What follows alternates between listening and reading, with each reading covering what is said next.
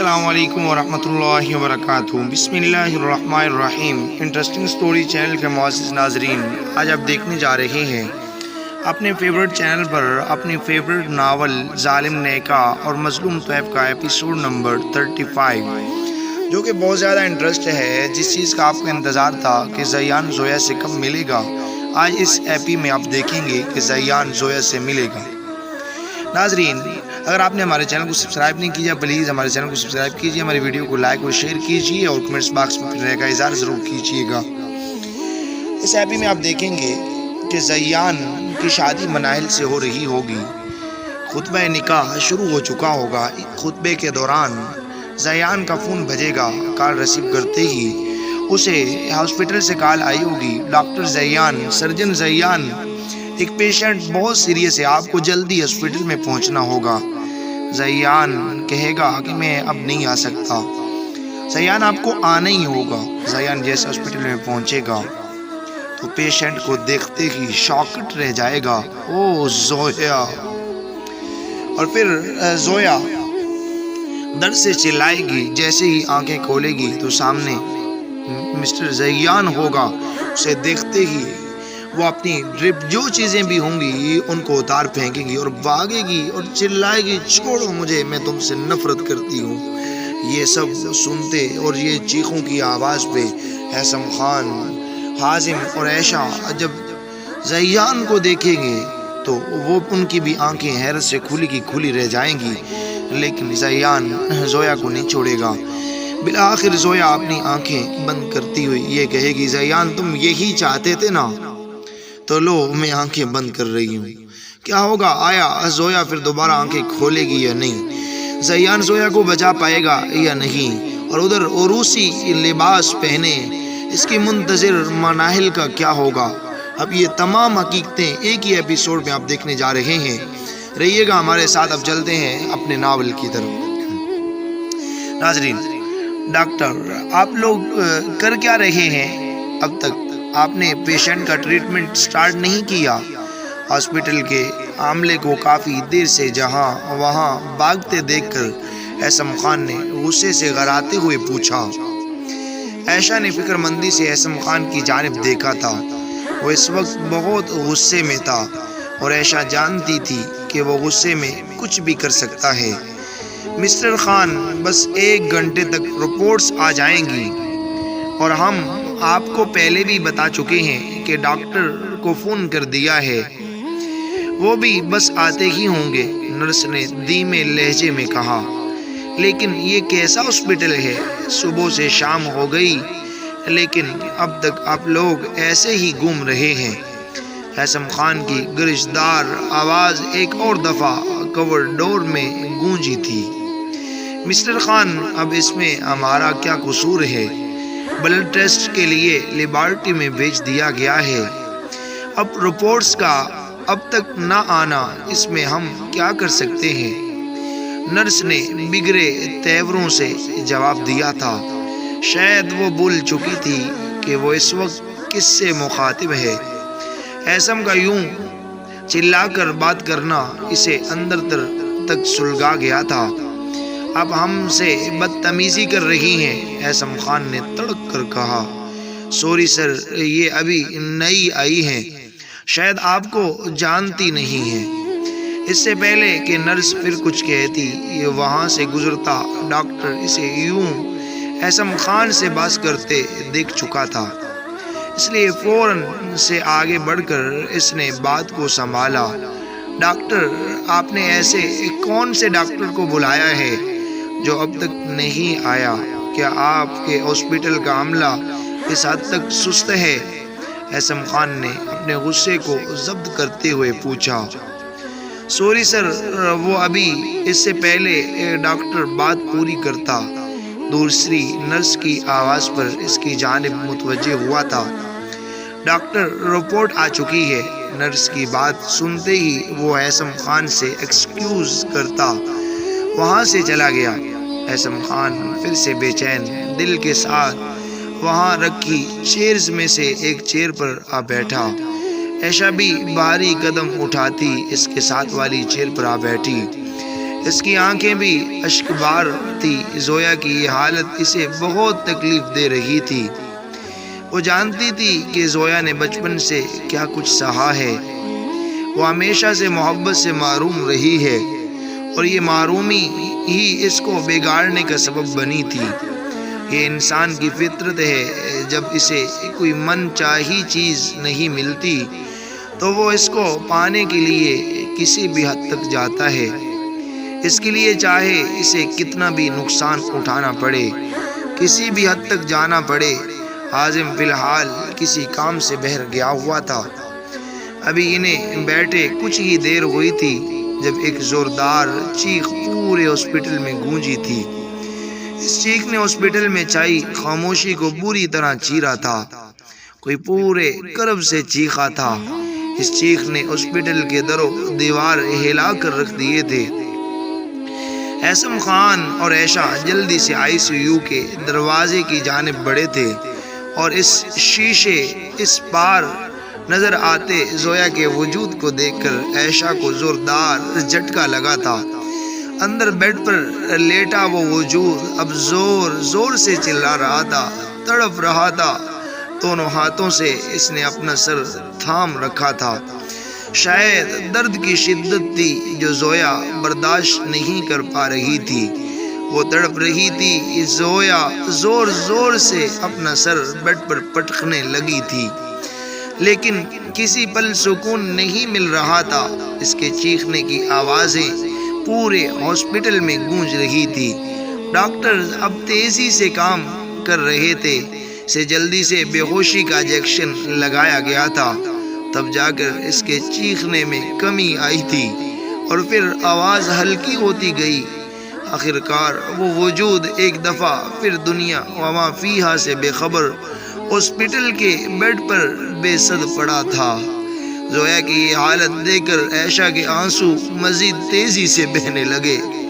اتنی تکلیف میں عائشہ کسی کو کہاں دیکھ سکتی تھی۔ اس نے آنسوؤں سے لب و لباب آنکھوں سے احسم کی جانب دیکھا تھا۔ احسم خان خود کو اس وقت بالکل بے بس محسوس کر رہا تھا۔ اس نے عائشہ کے ہاتھ پر ہاتھ رکھ کر اسے تسلی دی تھی۔ عائشہ فکر مت کیجیے، آپ خود تو کہتی ہیں کہ ہمیں اللہ سے مایوس نہیں ہونا چاہیے، تو پھر آپ کیوں اس طرح رو کر خود کو ہلکان کر رہی ہیں؟ اب بیٹھے، میں ذرا ڈاکٹر سے مل کر آتا ہوں۔ سم نے نرمی سے اسے کہتے اپنے قدم ڈاکٹر کے کیبن کی طرف بڑھا دیے۔ السلام علیکم۔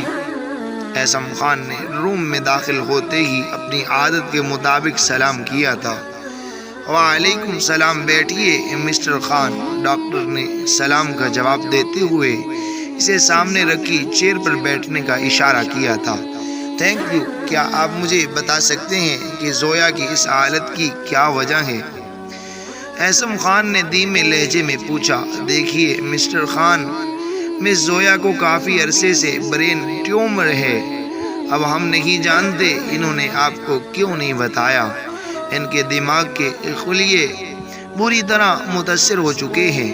اب ان کے بچنے کے چانسز بہت کم ہیں، کیونکہ اب یہ ٹیومر لاسٹ سٹیج پر پہنچ چکا ہے۔ ہم چاہ کر بھی اس بیماری پر قابو نہیں کر پا رہے۔ بس اب رب کریم کا سہارا ہے، اب دعا کریں۔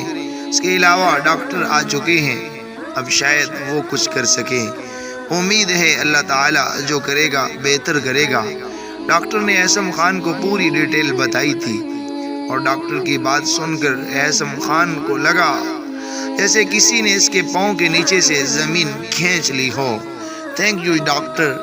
ڈاکٹر کا شکریہ ادا کرتا وہ بمشکل خود کو گھسیٹتا کور ڈور تک لایا تھا۔ احسم کو آتا دیکھ کر عازم اور عائشہ جلدی سے اس کی جانب بڑھے تھے۔ اس کے چہرے پر پریشانی دیکھ کر عائشہ کو اپنا دل ڈوبتا ہوا محسوس ہوا۔ احسم کیا کہا ڈاکٹر نے؟ عائشہ ڈوبتے ہوئے دل سے سوال کرنے لگی۔ وہ ڈاکٹر نے آج زندگی میں پہلی دفعہ احسم خان کی زبان لڑکھڑائی تھی۔ اسے سمجھ نہیں آ رہا تھا کہ وہ ان دونوں کو کیسے بتائے۔ بتائیے بھائی کیا ہوا؟ عازم نے اسے کسی سوچ میں گم دیکھ کر پھر سے پوچھا۔ زویا کو برین ٹیومر ہے اور اب وہ لاسٹ سٹیج پر پہنچ چکا ہے، جس کی وجہ سے اس کے بچنے کے چانسز بہت کم ہیں۔ اعظم خان کی آنکھیں بند کر کے اعظم خان نے بمشکل بات پوری بتائی تھی۔ کیا یہ آپ کیا کہہ رہے ہیں اعظم؟ عائشہ کو اپنی سماعت پر یقین نہیں آ رہا تھا۔ اسے لگا اسے سننے میں غلطی ہوئی ہے، لیکن سامنے کھڑے اعظم کے چہرے کے تاثرات دیکھ کر اس کی بے یقینی یقین میں بدلی تھی۔ وہ سکتے کے عالم میں کھڑی خالی نظروں سے اعظم کو دیکھ رہی تھی۔ یہی سچ ہے عائشہ، اعظم خان نے بے بسی سے کہا۔ لیکن بھائی کیا پتا رپورٹس میں کوئی مس انڈرسٹینڈ ہو گئی ہو، عازم نے کسی امید کے تخت کہا۔ عازم کو تو لگ رہا تھا کسی نے اس کے کانوں میں پگھلا ہوا سیسا اونڈیلا تھا۔ عازم تم شاید بھول رہے ہو کہ تم اس وقت شہر کے اس ہاسپٹل میں کھڑے ہو جہاں اس غلطی کا سوال ہی نہیں اٹھتا۔ ان کے رولز کہاں ایسی غلطیاں افورڈ کر سکتے ہیں؟ اعظم نے اس کے بے معنی بات پر تھوڑے سخت لہجے میں کہا۔ اعظم زویا کو کچھ ہوگا تو نہیں نا؟ عائشہ نے کسی انجانے احساس کے تحت آس بری نظروں سے اس کی طرف دیکھتے ہوئے پوچھا۔ عائشہ اس اللہ پر یقین رکھیے، ہم اس کے محتاج ہیں، وہ کسی کا محتاج نہیں ہے۔ یہ تو وہ رب جانتا ہے کہ کس نے کتنا وقت اس فانی دنیا میں گزارنا ہے۔ ہمیں زویا کے لیے اللہ سے بہتری کی دعا کرنی چاہیے، اعظم نے تسلی امیز لہجے میں اسے سمجھایا۔ وہ اس بات میں سر ہلاتی نماز کے لیے ہاسپٹل میں بنے روم میں چلی گئی۔ ان لوگوں نے صبح سے اب تک کچھ نہیں کھایا تھا۔ اعظم نے عازم کی جانب دیکھا تو آنکھوں میں نمی لیے کھڑا تھا۔ عازم تو تم رو رہے ہو، رونے سے کیا ہوگا یار، چلو میرے ساتھ کچھ کھا لو۔ اعظم خان اس کے آنسو صاف کرتا اسے لیے ہاسپٹل میں کنٹین کی جانب بڑھ گیا۔ یا اللہ پلیز زویا کو صحت عطا فرما، اس کو لمبی عمر دے، پہلے ہی وہ جو وقت گزار چکی ہے اس میں اسے اذیتوں کے سوا کچھ نہیں ملا۔ عائشہ جائے نماز پر بیٹھی بارگاہ الہی میں ہاتھ بلند لیے ہچکیوں سے زویا کے لیے دعا مانگ رہی تھی، جب پھر سے اس کے کانوں نے ایک دلدوز چیخ سنی تھی۔ اس چیخ میں اتنا درد اور کرب تھا کہ اس کے رونگٹے تک کھڑے ہو گئے۔ وہ جلدی سے وہاں سے اٹھتی بیر باغی تھی۔ اسے قدم تیزی سے آئی سی یو کے جانب بڑھ رہے تھے۔ آئی سی یو تک پہنچ کر اس نے وہاں لگے شیشے سے اندر جھانکا تھا اور سامنے نظر آتا منظر دیکھ کر اسے حیرت کا شدید جھٹکا لگا تھا۔ اعظم اور عازم بھی چیخنے کی آواز سن کر وہیں بھاگے چلے آئے تھے۔ میرا سر پھٹ رہا ہے ڈاکٹر، وہ درد کی شدت سے اپنا سر پکڑے زور زور سے چلا رہی تھی۔ درد کی شدت نے اسے پاگل کر کے رکھ دیا تھا۔ وہ مسلسل چلا رہی تھی۔ جب سر کو پکڑے ایک لمحے کے لیے اس کی نظر ڈاکٹر کی جانب اٹھی تھی اور سامنے کھڑے سرجن ماسک لگائے زیان کو دیکھ کر وہ وہیں ساکت رہ گئی تھی۔ لیکن اس کے سر میں اٹھتی درد کی ٹھیسیں اسے فوراً ہوش میں لے آئی تھی۔ ایک جھٹکے سے اس نے اپنے سر میں لگا کیوں نالا پوری قوت سے کھینچ اتارا تھا اور بیڈ سے اٹھ کر بیر کی جانب بھاگی تھی، لیکن زیان نے جلدی سے اس کا ہاتھ تھام کر اسے روکا تھا۔ مجھے جانا ہے، چھوڑو مجھے تم سے نفرت ہے، سخت قسم کی، اتنی زیادہ کہ تم سوچ بھی نہیں سکتے، وہ پوری شدت سے چلائی تھی۔ لیکن اس وقت زیان کو اس کے الفاظ سے زیادہ اس کی یہ حالت زخمی کر رہی تھی۔ تم کیوں آئے ہو جہاں، چلے جاؤ جہاں سے، وہ ایک دفعہ پھر چلائی تھی۔ زویا زیان ابھی کچھ بولنے کے لیے منہ کھولا ہی تھا، زویا نے ایک زوردار تھپڑ اس کے منہ پر مارا تھا۔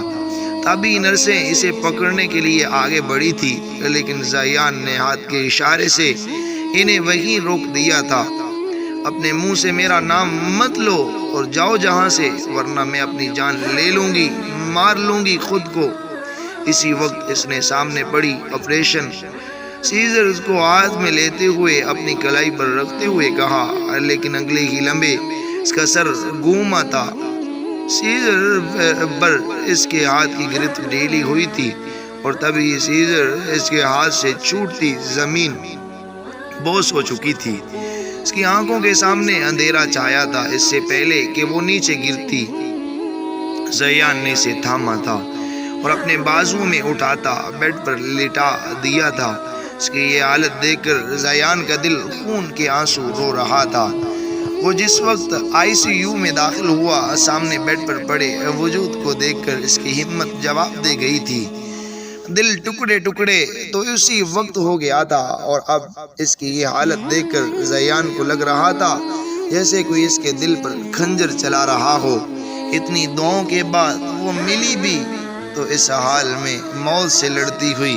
اس کا دل کیا وہ خود کو ہی مار دے، اسی وقت خود کی جان لے لے۔ اتنی اذیت دے چکا تھا وہ اسے، کس تکلیف سے وہ گزر رہی تھی، اور وہ تو بس بے بس کھڑا دیکھ رہا تھا۔ لیکن یہ وقت رونے کا نہیں تھا، اس وقت اس نے خود کو سنبھالنا تھا۔ اسے زویا کی جان بچانی تھی، وہ زویا کو کھونا نہیں چاہتا تھا۔